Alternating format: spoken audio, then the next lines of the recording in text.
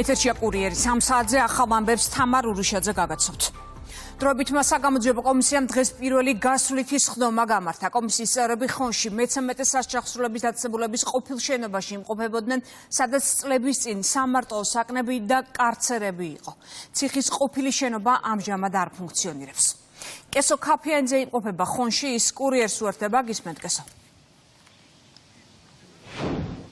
ხონის ყოფილ ნომერ მე-13 პენიტენციურ დაწესებულებაში ჩამოსულ კომისიის წევრებს საკმაოდ მძიმე სურათი და სანახაობა დახვდათ, როგორც კომისიის თავმჯდომარემ განაცხადა, ეს არის სიმბოლო ნაციონალური მოძრაობის მმართველობის. ეს ხონის ციხე ასახავს იმ რეალობას, რა რეალობაშიც უწევდათ წინა ხელისუფლების პირობებში პატიმრებს სასჯელის მოხდა. ხონის ნომერ მე-13 პენიტენციური დაწესებულება, რომელიც დღეს უკვე აღარ ფუნქციონირებს, არის ერთადერთი, რომელიც იმ პირვანდელ სახეს ინარჩუნებს, რაც ნაციონალური მოძრაობის რეჟიმის დროს იყო ციხეში. აქ კომისიის წევრებს დახვდათ და გააცნო არსებული ვითარება წინა ხელისუფლების დროს ამ ციხის თანამშრომელმა. მან დაათვალიერებინა კომისიის წევრებს ის სამარტო საკნები, ის ფუქსები და ის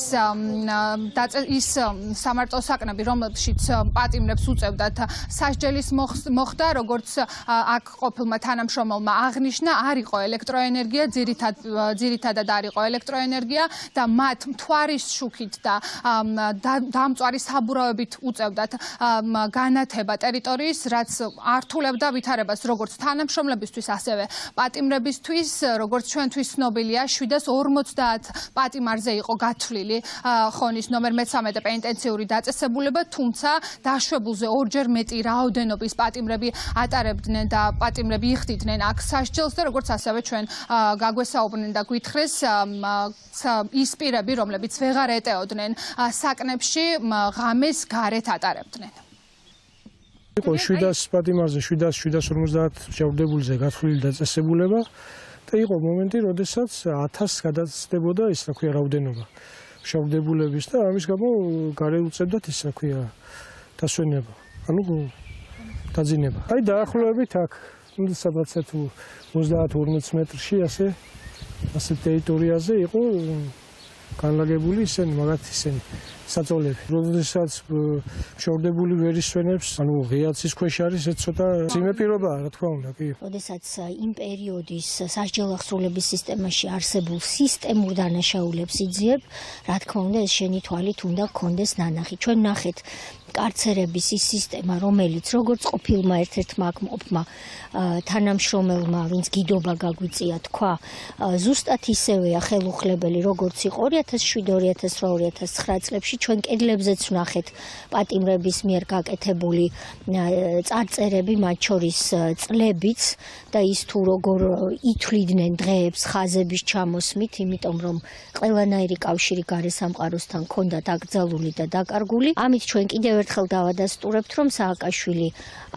არ იყო, რა თქმა უნდა, ქართული სახელმწიფოს მშენებელი თუ აღმშენებელი, ის იყო ჩვეულებრივი მწვალებელი, რომელიც ამ კარცერებში პატიმრებს ჯიდა და შემდეგ არაადამიანურ და წამების მოპყრობის და წამების მსხვერპლად აქცევდა ხოლმე. წარმოვიდგენთ რა პირობებში იყვნენ ადამიანები. ძალიან ბევრი ადამიანი შინით რო ვერ ეტეოდნენ, ეზოში იდგა კარვები, ეს მარტო იქ არ იყო, იგივე იყო გეგუთში, იგივე იყო რუსთავშიც, იგივე იყო ქსანში განსაკუთრებით, სადაც კარვებში იყვნენ პატიმრები დამატებით 1 კვადრატულ მეტრზე შეიძლება ყოფილიყო 2 პატიმარი, ანუ 4-6 კვადრატული მეტრის საკანში, რომელშიც არ იყო ჰაერის მოძრაობა აბსოლუტურად, იყო 7-8-10 პატიმარიც შეიძლება ყოფილიყო. ამას დავუმატეთ ცემა, წამება, ამას დავუმატეთ გაუსაძლისი ოზომის სასჯელები, როცა პატარა დანაშაულზე შეიძლება მიესაჯათ 15-20 წელი და წარმოიდგენთ ადამიანების მდგომარეობა.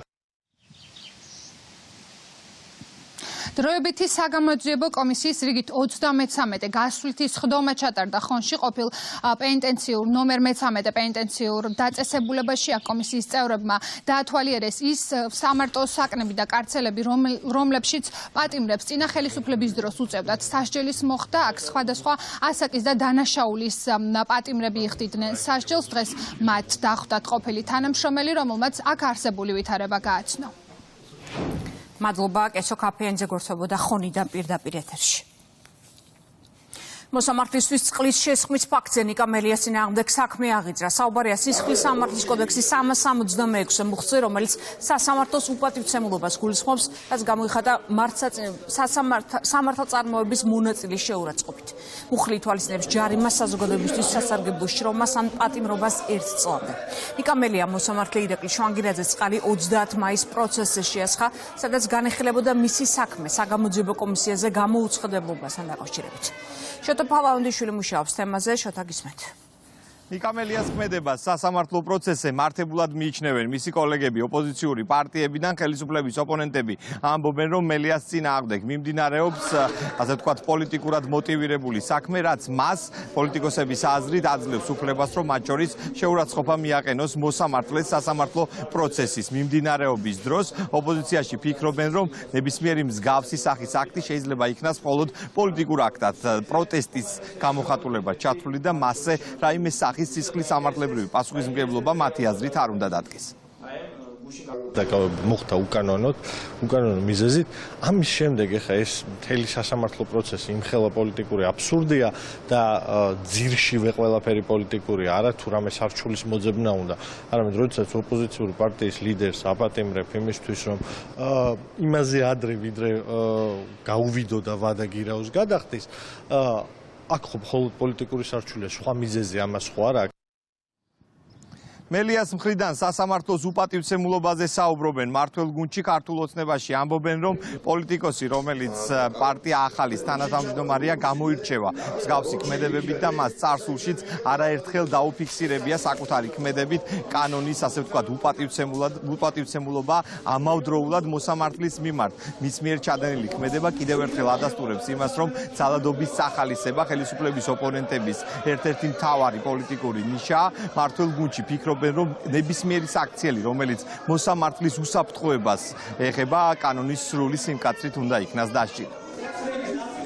რაც შეეხება მოსამართლის წინაშე მის ქცევას, მე ვფიქრობ, რომ სასამართლო და მოსამართლეები უნდა იყვნენ კიდევ უფრო მაღალი ხარისხით დაცულები, ვინაიდან როგორც ჩვენ ვხედავთ, ზოგიერთს და მათ შორის ბატონ ნიკა მელიას მოსამართლე და სასამართლო დარბაზი ხელწამოსაკრავი ინსტიტუტი ჰგონია და ამას რა თქმა უნდა კარგად შესწავლა და კიდევ უფრო მაღალი დონის სტანდარტების დაწესება სავარაუდოდ სჭირდება. ისი საქციელი ქმედებები რა თქმა უნდა არის არაადეკვატური და ისიც რა თქმა უნდა წარმომადგენელია იმ რადიკალური დაჯგუფების, რომელიც იმართება გარედან. ამ ტიპის ქმედებები მოსამართლეს წყალი შეასხა, მიხვიდა ვიღაცას აგინო, ფიზიკური შეურაცხყოფა მიაყენო და ამას ახალისებდე და ტას უკრავდე, ეს ძალიან მძიმეა და ძალიან მძიმე შედეგებს მივიღებთ ამ ყველაფრისგან, იმიტომ რომ ძალადობას ყოველთვის მოყვება ძალადობა. ნიკა მელიას წინასწარი პატიმრობა უკვე მისჯილი აქვს გირაოს გადაუხდელობის გამო, თუმცა სასამართლო პროცესზე მის მიერ მოსამართლის მიმართ განხორციელებულ ქმედებაზე სისხლის სამართლის კოდექსის 366-ე მუხლით უკვე დაიწყო გამოძიება. ბრალის დამტკიცების შემთხვევაში მელიას ან 1 წლამდე პატიმრობა, ან ჯარიმა, ან საზოგადოებისთვის სასარგებლო შრომის დაკისრება მოუწევს. მადლობა, თემაზე შოთა ფალავანდიშვილი საუბრობდა. უკვე მესამე დღეა ქვეყანაში უცხოური აგენტების რეგისტრაციის აქტი მოქმედებს. იმ ფიზიკურ და იურიდიულ პირებს, რომლებიც უცხოეთიდან ფინანსდებიან, რეგისტრაციისთვის 10 დღიანი ვადა აქვთ. არასამთავრობოების ნაწილი რეესტრში დარეგისტრირებას არ აპირებს. კრიტიკულია შეფასებები ოპოზიციურ სპექტრშიც. მმართველ გუნდში კი კიდევ ერთხელ განმარტავენ, რომ ამერიკული ფარას ქართული ანალოგის მიზანი ფინანსური გამჭვირვალობის უზრუნველყოფა და ქვეყნის შიდა საქმეებში ჩარავის აღკვეთაა. კანონის აღსრულებასა და კონტროლზე პასუხისმგებელი ანტიკორუფციული ბიუროა. ამ თემაზე ქეთი ზანთარაია მუშაობს, ის კურიერს უერთდება. ქეთი, ეთერში ხარ. ამერიკული ფარას ანალოგ კანონს ხელისუფლების ოპონენტები მიიჩნევენ როგორც რეპრესიებისკენ მიმართულს. ოპოზიციურ პარტიებში ამბობენ, რომ ზეპირი განცხადებების მიღმა ამ კანონის მიზანი და ინტერესი არის სულ სხვა. მათ მიაჩნიათ, რომ ამ კანონის ამოქმედებით ეს იქნება მძიმე დარტყმა დემოკრატიაზე და ასევე მიიჩნევენ, რომ ეს ყველაფერი მძიმე მდგომარეობაში ჩააგდებს მესამე სექტორსაც და მათ საქმიანობაზე ნეგატიურ გავლენას მოახდენს. ცხადად და ერთმნიშვნელოვნად არ დავემორჩილებით ამ კანონს. ეს კანონმდებლობა არ ითვალისწინებს და არ ემსახურება იმ მიზნებს, რომელიც ქართულ ოცნებას აქვს თითქოს განსაზღვრული. ეს არის ცალსახად რეპრესიებისკენ მიმართული კანონი. ამძიმებს საქართველოს დემოკრატიის ვითარებას. ახლა რო გითხრათ, რამდენად ქმედითი იქნება, ამის პროგნოზი დღეს ძნელია. არ მგონია რომ ქმედითი იყოს, მაგრამ დისკომფორტს და სერიოზულ ფუნდამენტურ პრობლემებს შეუქმნის ამ ქვეყანაში სამოქალაქო საზოგადოებას და დემოკრატიულ პროცესს ზოგადად.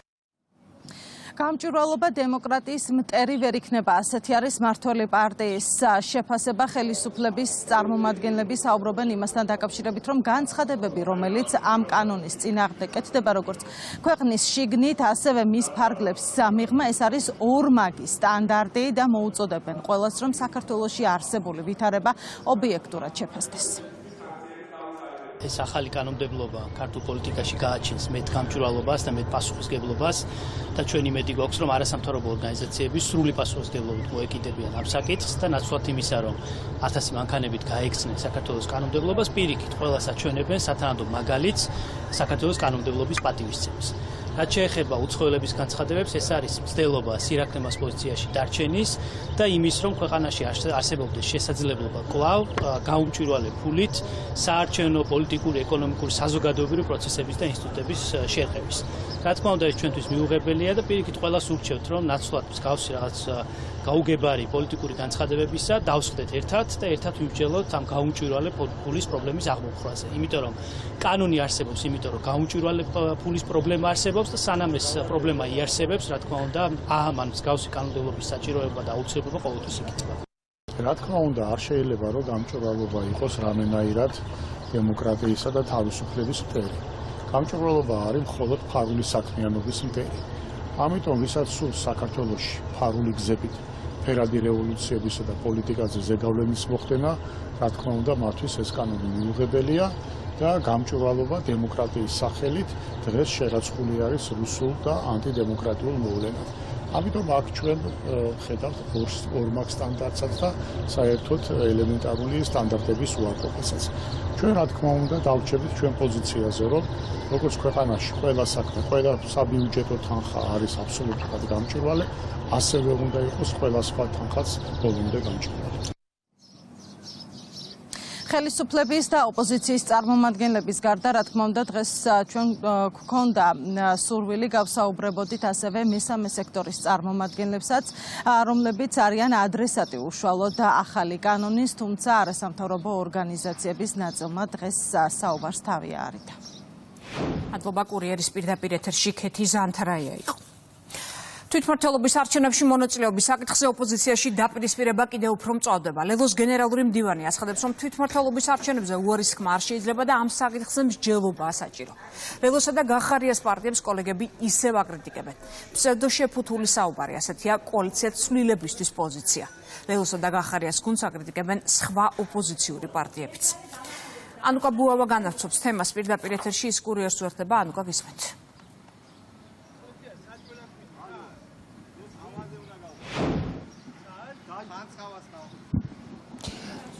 ლელოს გენერალური მდივნის შემდეგ დღეს მის პარტიაში ამბობენ და ამტკიცებენ იმას, რომ ძლიერ საქართველოს თვითმმართველობის არჩევნებში მონაწილეობასთან დაკავშირებით გადაწყვეტილება ჯერჯერობით მიღებული არ აქვს, მიმდინარეობს გუნდის შიგნით მსჯელობა, თუმცა არსებობს აზრთა სხვადასხვაობა, ამას ადასტურებენ ლელოს სხვა ლიდერები, ირაკლი კუპრაძის განცხადებას კი უწოდებენ ფაქტების კონსტატაციას. რაც შეეხება სხვა ოპოზიციურ პარტიებს, ტრადიციულად მწვავე არის ნაციონალური მოძრაობა, ლევან ხაბეიშვილი ამბობს იმას ერთ-ერთი მედიის მეშვეობით, რომ ნებისმიერ შემთხვევაში თუ კი ოპოზიციური პარტიები მიიღებენ გადაწყვეტილებას მუნიციპალურ არჩევნებში მონაწილეობასთან დაკავშირებით, ეს მათთვის ნიშნავს ერთგვარ გარიგებას. ლევან ხაბეიშვილი ამბობს, რომ ირაკლი კუპრაძის განცხადება არის ზღაპრები.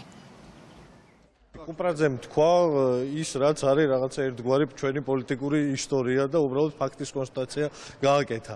ამის მიღმა მეტი არაფერი არ უთქვამს. კიდევ ერთხელ ვიმეორებ, მსჯელობს პარტიაში ამ საკითხზე, მსჯელობა ნიშნავს, რომ ბევრი სხვადასხვანაირი პოზიცია არის. მესმის შეიძლება ვიღაცა ამ სტატუსებს გვიძღვნის, ვიღაცამ თავის ემოციები ვერ გააკონტროლოს, ვიღაცამ კონსპირაციების თეორია ეძებოს იქ, სადაც ის არ არის, მაგრამ ჩვენ უკან 200,000 ამორჩეველია, რომლისთვისაც არასდროს არ მოგვიტყუებია. მანამდე კი რა ვიცი, ხა ვერ მოუწოდებ, მაგრამ თხოვნა იქნება, რომ ემოციებს არ ავყვეთ და ერთმანეთს ის იარლიყები არ მივაკეროთ, რომლის თავიდან გაჟღერება შეიძლება მომავალში შეგვწყვეტს. ეხლა მე ჩემი კოლეგა ოპოზიციონერების ხედან სხვადასხვა ეთერში და ამბობენ რომ ეხლა თბილისს თურმე წავართვეთ რაღაცას ღაპრებს ყვებია სანამ გახარიას პარტია იყო და რომ არჩევნებში შევა რამდენიმე თვის წინ მე ვთქვი რომ გახარია გარიგდა კონკრეტული სარგებლის გამო ამ დრომდე მათი მანდატები გაუქმებული არ არის ერთი მეორე ისინი უკვე ამბობენ რომ ივანიშვილის არჩევნებში შევლენ არ მინდა დაუშვა რომ სხვა რომელიმე პოლიტიკური პარტია მაგალითად ლელოც გარიგდება მართულ გუნდში კი ამბობენ რომ ოპოზიცია მხოლოდ გარედაკვეთების შესაბამისად მოქმედებს, თუმცა ამის მიუხედავად მათთვის არ აქვს მნიშვნელობა რა გადაწყვეტილებას მიიღებენ კონკრეტული პოლიტიკური პარტიები, ვინაიდან ქართული ოცნება ემზადება თვითმმართველობის არჩევნებისთვის და შესაბამისად დარწმუნებულია რომ მორიგ გამარჯვებას გაიფორმებს. მიიღონ მონაწილეობა არჩევნებში და მაგას ნახავთ ვის აქვს შანსი და ვინ გაიმარჯვებს ადგილობრივი თვითმმართველობის არჩევნებში. მე ბევრჯერ მithქვამს და კიდევ ერთხელ გავიმეორებ ამ მასშტაბის პროექტები დედაქალაქში რაც ბოლო წლების განმავლობაში გაკეთდა მე არ მახსოვს და რა თქმა უნდა ეს ყველაფერი არის დამსახურება ქართული ოცნება დემოკრატიული საქართველოს. კონკრეტული ოპოზიციური პარტიების მონაწილეობა არ მონაწილეობის საკითხის პოლემიკაში შესვლა მე არ მინდა, ეს არ არის ჩემი ინტერესის საგანი. ჩვენ რაც შეეხება ქართულ ოცნებას დაწყებული გვაქვს მზადება საარჩევნოდ, არის უამრავი გამოწვევები დედაქალაქში და რეგიონებშიც არის უამრავი პრობლემები და ამ ყველაფერს ჭირდება ღირსეული პასუხი. რაც შეეხება ზოგადად ოპოზიციას, ხო, ეს არის გარედან შეკოწიწებული რაღაც ერთობა, ასე დავარქმევდი. არის სხვადასხვა პოლიტიკური დაჯგუფებები, თუმცა წლების წინ ეს იყო ნაციონალურ მოძრაობაში აღმოცენებული კონკრეტული პიროვნებები, რომ გავიაროთ ინდივიდუალურად ვინ არის და რა წარსულის მქონია, მივდივართ ისევ ნაციონალურ მოძრაობასთან და იმ ბინძურ და კრიმინალურ რეჟიმთან, რომელიც 2012 წლამდე იყო ქვეყანაში და იმ ბოროტებასთან რაც ხდებოდა. ამ შემდეგ რაც ოპოზიციამ თავისივე ხელით უარყო თავისი ამორჩევლის არჩევანი და გარე კარნახს გაყვადა ქვეყანაში ამ დესტრუქციის, ასე ვთქვათ, წახალისებას და ამ დესტრუქციულ ქმედებებს უწყობს ხელს, დღეს სწორედ ამ გაჭირებაში არიან, არიციან მიიღებენ თუ არ მიიღებენ მონაწილეობას. რაღაცა ნაწილი მიიღებს, რაღაცა ნაწილი არ მიიღებს. ამას ჩვენთვის პრინციპულად გადამწყვეტი მნიშვნელობა არანაირად არ არის. თვითმმართველობის არჩევნებში მონაწილეობის საკითხი ბოლო რამდენიმე თვეა ოპოზიციაში დაპირისპირების მიზეზი გახდა და არის ბოლო რამდენიმე თვეა ასევე სხვადასხვა განცხადებებს ვისმენთ სხვადასხვა პოლიტიკური პარტიების მხრიდან შესაბამისად დრო ცოტა რჩება ამ შემთხვევაში ოპოზიციურ პარტიებს კონკრეტული გადაწყვეტილების მისაღებად მიიღებენ თუ არა მონაწილეობას მუნიციპალურ არჩევნებში, რომელიც 4 ოქტომბერს არის ჩანიშნული, მერებსა და საკრებულოების წევრებს კი 64 მუნიციპალიტეტში აირჩევენ. მადლობა ანუკა ბუავა საუბრობდა მხარების პოზიციებით კურიერის პირდაპირ ეთერში. აფხაზეთის მთავრობის თავმჯდომარემ თანამდებობა დატოვა. გადაწყვეტილების შესახებ ლევან გალობლიშვილმა სოციალურ ქსელში დაწერა. გუნდთან და პრემიერ-მინისტრთან კონსულტაციის შემდეგ მივიღე გადაწყვეტილება დავტოვო თანამდებობა. მინდა მადლობა გადაუხადო აფხაზეთის ავტონომიური რესპუბლიკის მთავრობის, სამინისტროების ყველა თანამშრომელს, უმაღლესი საბჭოს დეპუტატებს მხარდაჭერისთვის იმ ათასობით დევნილს, რომელსაც პირადად შევხვდი ამ მოკლე დროში, მაგრამ ჩვენ შევძელით მცირედი, თუმცა ნაყოფიერი პროექტების განხორციელება, წერს გალობლიშვილი. საკალათო სასამართლომ სამწლიანი პატიმრობა მიუსაჯა აქციების დროს დაპატიმრებულ გურამ ხუტაშვილს და დანიელ მუმლაძეს. ახალგაზრდებს ბრალი ედებოდათ 112 სამეთვალყურო კამერების ჯგუფურად დაზიანებაში. პროკურატურის ინფორმაციით ზიანმა 12000 ლარს გადააჭარბა. ბრალდებულები, რომლების დანაშაულს აღიარებდნენ, მზად იყვნენ თანხა აენაზღაურებინათ, მათ საპროცესო შეთანხმების გაფორმება სურდათ, თუმცა პროკურატურამ უარი განაცხადა. ხუთი პირი დააკავა პოლიციამ ნარკოდანაშაულის ბრალდებით, მათ შორის 4 ნარკორეალიზატორია. გამოძიების ინფორმაციით რეალიზატორები ნარკოტიკულ საშუალებებს სისტემატურად ყიდნენ. პოლიციამ ნარკოტიკის საკონტროლოდ რამდენჯერმე შეიძინა და ფაქტი ფარულად ჩაწერა. ნარკოდანაშაულის ბრალდებით დაკავებული პირისგან კი ამოღებულია განსაკუთრებით დიდი ოდენობით კოკაინი.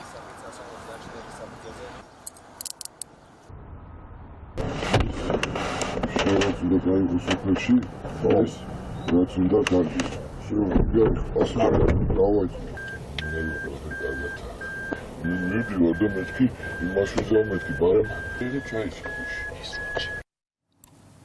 განსაკუთრებით დიდი ოდენობით ნარკოტიკი ამოიღო კახეთის პოლიციამაც, საკავებულია უკრაინის მოქალაქე. სამართალდამცველებმა ამოიღეს მეთადონი, მეფედრონი და ტეტრაჰიდროკანაბინოლი. 24 წლის მამაკაცს 20 წლამდე ან უვადო პატიმრობა ემუქრება. მიგრაციის დეპარტამენტმა უცხო ქვეყნის 31 მოქალაქე გააძევა, მათ შორის არიან ირანის, ინდოეთის, თურქეთის, ჩინეთის, ეგვიპტის, ყაზახეთის, იორდანიის, აზერბაიჯანის, პაკისტანისა და ერაყის მოქალაქეები. მათ ქვეყანაში შემოსვლა ეკრძალათ.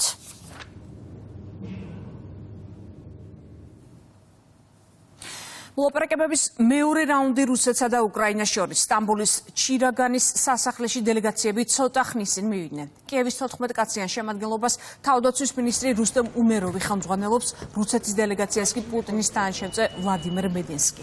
შეხვედრას დელეგაციებთან ერთად დაესწრება თურქეთის საგარეო საქმეთა მინისტრიც. მოსკოვმა უკრაინისგან ომის შეწყვეტის მემორანდუმის პროექტი მიიღო, პირობებს შორის არის ცეცხლის შეწყვეტა, ოკუპირებული ტერიტორიების არაღიარება და უსაფრთხოების გარანტიები. ლიკა ალელიშვილი უერთდება ახლა კურიერს, ლიკა დეტალებს ველოდებით ჩვენგან. თამარ სტამბოლის ჩირაგანის სასახლე დღეს დილიდან მსოფლიო ყურადღების ცენტრში მოექცა. სულ ცოტა ხნის წინ დაიწყო რუსეთ-უკრაინის მოლაპარაკების მეორე რაუნდი. სწორედ ჩირაგანის სასახლეში მიმდინარეობს მოლაპარაკება და მოლაპარაკების მაგიდასთან შედან უკრაინული და რუსული დელეგაციების წარმომადგენლები. წინასწარ ცნობილი არის ის, რომ უკრაინამ და რუსეთმაც მოამზადეს საკუთარი სამშვიდობო გეგმა. დოკუმენტი უკრაინამ გადაუგზავნა უკვე რუსეთს და როგორც მოსკოვში განაცხადეს, ეს დოკუმენტი არის მხოლოდ ორ ენაზე, ეს არის უკრაინულ და ინგლისურ ენებზე და რუსეთმა მოითხოვა რუსულ ენაზე ამ დოკუმენტის გაგზავნა, თუმცა ეს ვერ მიიღო კიევისგან. რაც შეეხება თავად მოსკოვის სამშვიდობო გეგმას.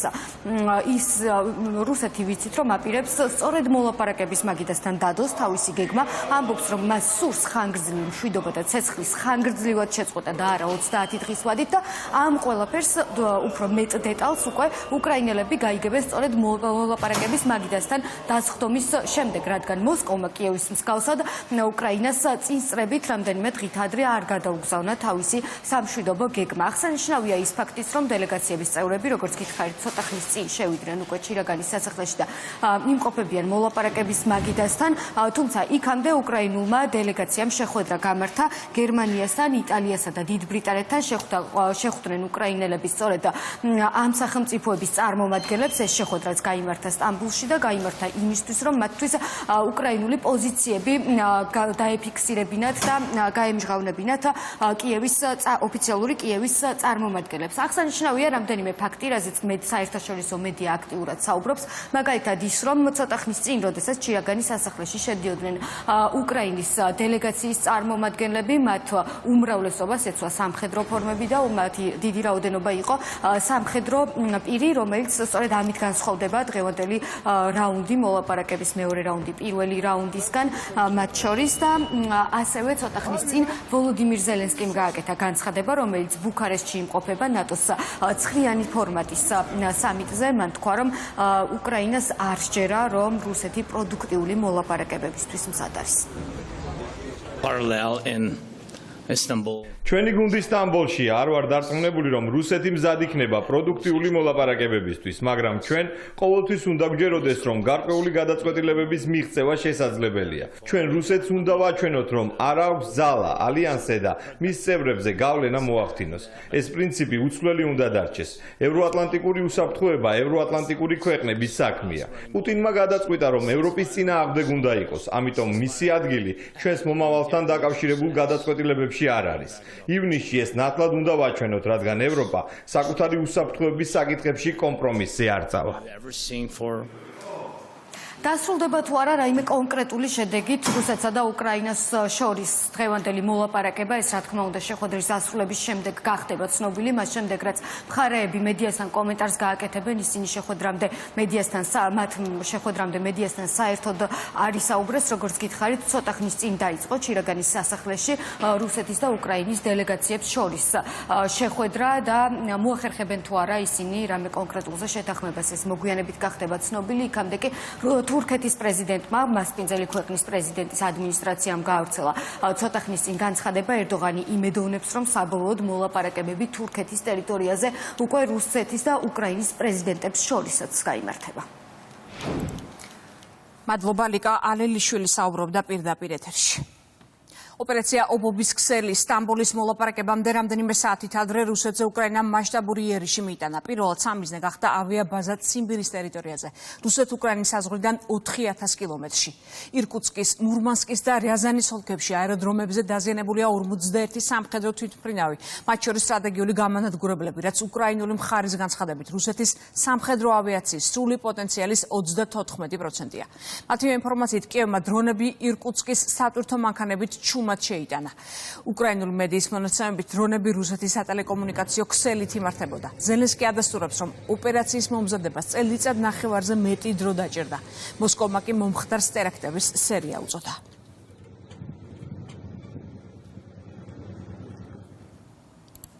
საომარი მოქმედებები ახლო აღმოსავლეთშიც, ღაზაში ისრაელის სახმელეთო და საჰაერო ოპერაციებს განაგზობს. ბოლო 24 საათში სახალის იერიშებს 54 ადამიანი ემსხვერპლა.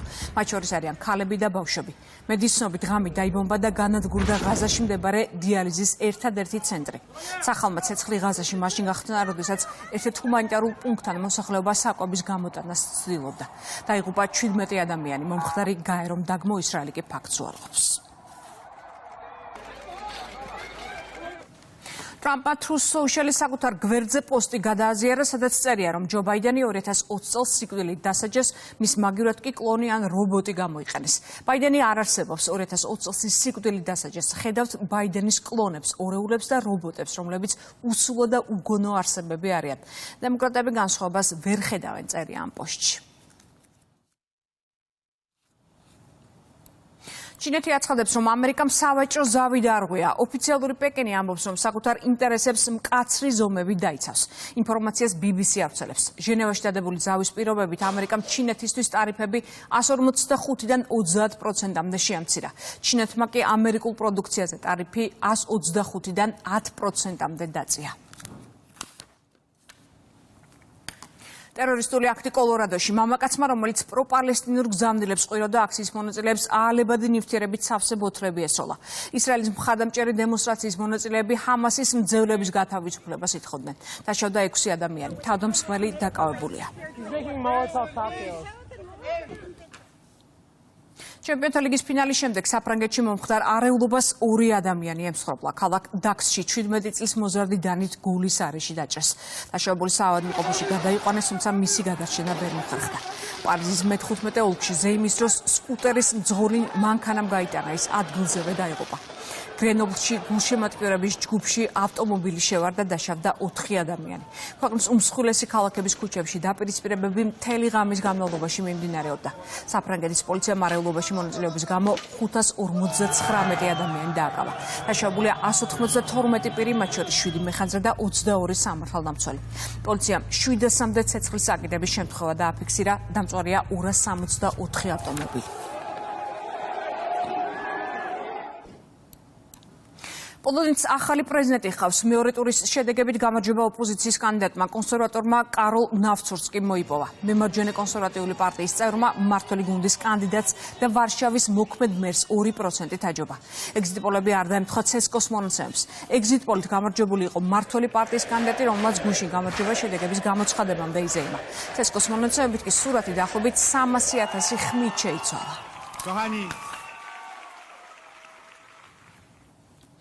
გაცვალა საქართველოს პრემიერ-მინისტრის მილოცვა. ვულოცავ კაროლ ნავროცკის პოლონეთის საპრეზიდენტო არჩევნებში გამარჯვებას. ვუსურვებ მას წარმატებას პოლონეთის უწყვეტი განვითარების, კეთილდღეობისა და პოლონელი ხალხის მისწრაფებების შესრულების გზაზე. საქართველო კვლავ ადასტურებს ორმხრივი ურთიერთობების მნიშვნელობას და მზად არის კიდევ უფრო გააღრმაოს პოლონეთთან თანამშრომლობა საერთო ინტერესების ყველა სფეროში, დაწერა ირაკლი ყობახიძემ ტვიტერზე. თელავის მუნიციპალიტეტში ჰესის მშენებლობა მიმდინარეობს. ჰიდროელექტროსადგური სტორი 1 მდინარე სტორზე მდებარეობს. სამუშაოებზე დასაქმებულია 300-ზე მეტი ადამიანი. ექსპლუატაციის ეტაპზე ჰესების მართვის პერსონალი ადგილობრივი კადრებით დაკომპლექტდება. აღნიშნული მშენებლობა გახლავთ 33 მეგავატიანი, რაც პირდაპირ დაკავშირებულია იმასთან, რომ მას შემდგომ რაც არსებული პროექტი ექსპლუატაციაში შევა, ჩვენი ელექტროენერგეტიკული სისტემას და ჯამურ დადგმულსიმძლავრეს დამატებით შეემატება 33 მეგავატი. აღნიშნული პროექტის დასრულება იგეგმება მიმდინარე წლის ბოლოს, რაც იმას ნიშნავს, რომ თითოეული კილოვატ-საათი, რომელიც ჩვენ საქართველოს სახელმწიფო ელექტროსისტემას შეემატება, პირდაპირ დაკავშირებულია ენერგოდამოუკიდებლობის გზაზე გადასადგმელი ნაბიჯებისკენ. მნიშვნელოვანია, რომ არსებულ საპროექტო სამშენებლო სამუშაოებში ძირითადად დასაქმებულია ადგილობრივი მაცხოვრებლები. გამომუშავება არის 156 მილიონი კილოვატ-საათი. განხორციელებული ინვესტიცია გახლავთ 65 მილიონ დოლარამდე და რაც ყველაზე მნიშვნელოვანი არის, რომ ჰიდროსადგური არის აშენებული აბსოლუტურად ყველა ტექნოლოგიის დაცვით. ძალიან კარგი კომპანია არის, სხვათა შორის დასაქმებული ხალხი ყველაფერი დალაგებული აქვს, ხელფასთან დაწყებული ყველაფერი დახმარება სოფელს და ბევრი რამე გავგეკეთა. გლდანის გამგეობა ახმეტელის ქუჩის რეაბილიტაციას ახორციელებს. სამუშაოები რამდენიმე ეტაპად ჩატარდება. ამ დროისთვის ჯორჯიან Water and Power-ი წყალარინების ქსელს ცვლის. გამგეობა კი ინფრასტრუქტურულ სამუშაოებს ატარებს. გზის რეაბილიტაციისთვის 2.600.000 ლარია გამოყოფილი, გამწვანებისთვის კი 3 მილიონი დაიხარჯება.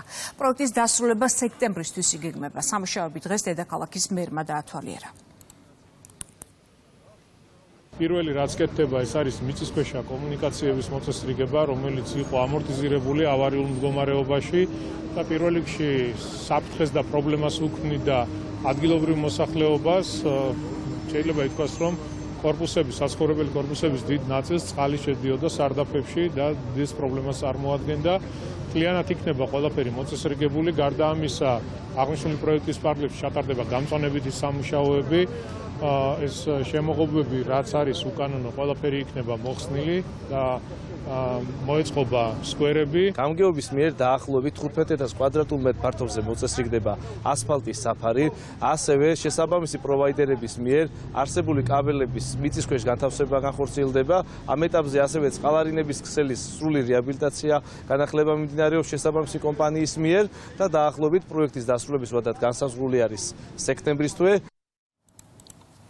მტკვრის დაცვის დღესთან დაკავშირებით გარემოს ეროვნული სააგენტოს სპეციალისტებმა მტკვარზე წყლის სინჯები აიღეს. ფიზიკურ-ქიმიური პარამეტრები ადგილზე განისაზღვრა, მძიმე ლითონებს ორგანულ და არაორგანულ დამაბინძურებლებს კი ლაბორატორიაში შეამოწმებენ. მტკვრის დაცვის დღესთან დაკავშირებით გარემოს ეროვნული სააგენტოს სპეციალისტების მიერ მდინარე მტკვარზე აღებული იქნა წყლის სინჯები. ადგილზე განისაზღვრა ფიზიკურ-ქიმიური პარამეტრები, ხოლო ორგანული, არაორგანული დამაბინძურებლები და მძიმე ლითონები განისაზღვრება გარემოს ეროვნული სააგენტოს ლაბორატორიაში, რომელიც აღჭურვილია თანამედროვე სტანდარტებითა და მაღალი სიზუსტის მქონე ანალიტიკური ხელსაწყოებით. უყურებთ კურიერ 3 საათზე, რეკლამის შემდეგ პირდაპირ ეთერში ბრუნდებით. ადგილობრივი ძალისხმევა ქალთა და ბავშვთა კეთილდღეობისთვის ასე ქვია ფორუმს, რომელიც პარლამენტის თავმჯდომარის მოადგილის ინიციატივით თბილისში იმართება. შედგა ქალთა და ბავშვთა საკითხებზე მომუშავე ახლად შექმნილი კომისიის პრეზენტაცია. აქცენტი გაკეთდა ასევე თვითმმართველობებთან თანამშრომლობის გაძლიერებაზე. მას შემდეგ, რაც პარლამენტში ქალთა და ბავშვთა საკითხების კომისია, ხოლო მუნიციპალიტეტებში იდენტური საბჭოები ჩამოყალიბდა, მნიშვნელოვანი არის კოორდინაცია, მათ შორის იმ სიახლეების და ახალი ტენდენციების გაცნობა, რომლითაც მუნიციპალიტეტებს შეეძლებათ საუკეთესო პოლიტიკა ჩამოაყალიბონ ქალთა და ბავშვთა მიმართულებით. ეს არის სტრატეგიული გადაწყვეტილება, ის რომ ქალთა და ბავშვთა საკითხებზე გაერთიანებული და ერთიანი სისტემით მოხდება მუშაობა, მათ შორის ოჯახის გაძლიერებაზე და დემოგრაფიის მიმართულებით, ასევე მნიშვნელოვანია ის, რომ ჩვენ ყოველწლიურად გვექნება სტრატეგიული პრიორიტეტები. ამ წლის პრიორიტეტს ბავშვთა მიმართულებით წარმოადგენს ციფრულ სამყაროში ბავშვთა უფლებების დაცვა, ასევე ქალთა პოლიტიკური გაძლიერება. სამხედრო გაწევის და რეკრუტირების სააგენტოს წარმომადგენლებმა ნებაყოფლობით დარეგისტრირებული წვევამდელების მშობლებს მადლობის წერილები გადასცეს. თავდაცვის ახალი კოდექსით 2025 წლიდან წვევამდელთა სამხედრო სამსახურის გავლა მხოლოდ თავდაცვის ძალებშია შესაძლებელი. გაწეულ პირთა ნახევარზე მეტ საკუთარი ნებით დარეგისტრირებული წვევამდელები წარმოადგენენ. მომეწონ იქაური პირობები, ძალიან კმაყოფილი დაუბრუნდი ოჯახში. ყველა ქართველს ვუსურვებ, მოეხადოს ღირსეულად სამშობლოს ვალი. ეს ნაბიჯი არ არის მხოლოდ მათი არჩევანი. ის მოდის ოჯახებიდან, სადაც ბავშვობიდანვე ასწავლიან ღირსებას, პატივისცემას და იმ ღირებულებების დაცვას, რაც ამ ქვეყანას აერთიანებს. მშობლებს გადაეცათ სააგენტოს დირექტორის მადლობის წერილები პატივისცემის ნიშნად ამ მნიშვნელოვან პერიოდში მათი მხარდაჭერისა და ოჯახური ძალისხმევისთვის. იუსტიციის სამინისტროს ეროვნული არქივის საგანმანათლებლო პროექტ საქართველოს პირველი დემოკრატიული რესპუბლიკის გამარჯვებული თბილისის 64 საჯარო სკოლა გახდა. ფინალურ თამაშში 58 საჯარო და კერძო სკოლის გუნდი მონაწილეობდა. საპრიზო ადგილებზე გასული სკოლების მოსწავლეები საჩუქრებით დაჯილდოვდნენ. პროექტი განხორციელდა უკვე წელს მე-10-ით, საიუბილეო პროექტი გახლავთ და მისი ჩატარება შესაძლებელი გახდა საქართველოს ინტელექტუალური კლუბის რასადროდის მხარდაჭერით, ასევე საქართველოს ორი სამინისტროს, იუსტიციის სამინისტროსა და მეცნიერების განათლებისა და ახალგაზრდობის სამინისტროს მხარდაჭერით. ვთვლით, რომ ეს გამარჯვება გვეკუთვნის, ანუ ეს მოვიპოვეთ და დავიმსახურეთ და მიგვაჩნია, რომ ესეც უნდა მომხდარიყო, ასე რომ ვთქვათ. მე ვთვლი, რომ ესეთი პროექტები აუცილებელიც კია და წელიწადში რამდენჯერმეც უნდა ტარდებოდეს, რადგან ეს აძლევს ადამიანს მოტივაციას, რომ გაიღრმაოს ცოდნა ამა თუ იმ საკითხებთან დაკავშირებით. სამი წლის ლუკა თეთრაძეს საზოგადოების დახმარება სჭირდება. მას დაუდგინდა მწვავე პნევმონია, სუნთქვის მწვავე უკმარისობა, დისტრეს სინდრომი და სასუნთქი კუნთების რეტრაქცია. ამჟამად ლუკა მკურნალობს თურქეთში, მემორიალის კლინიკაში, სადაც უკვე ჩაუტარდა ოპერაცია. ამ ეტაპზე გადის რეაბილიტაციის კურსი, რაც დაკავშირებულია დიდ ფინანსურ ხარჯებთან. დახმარების მსურველებმა თანხა შეგიძლიათ ჩარიცხოთ ეკრანზე მითითებულ ანგარიშის ნომრებზე.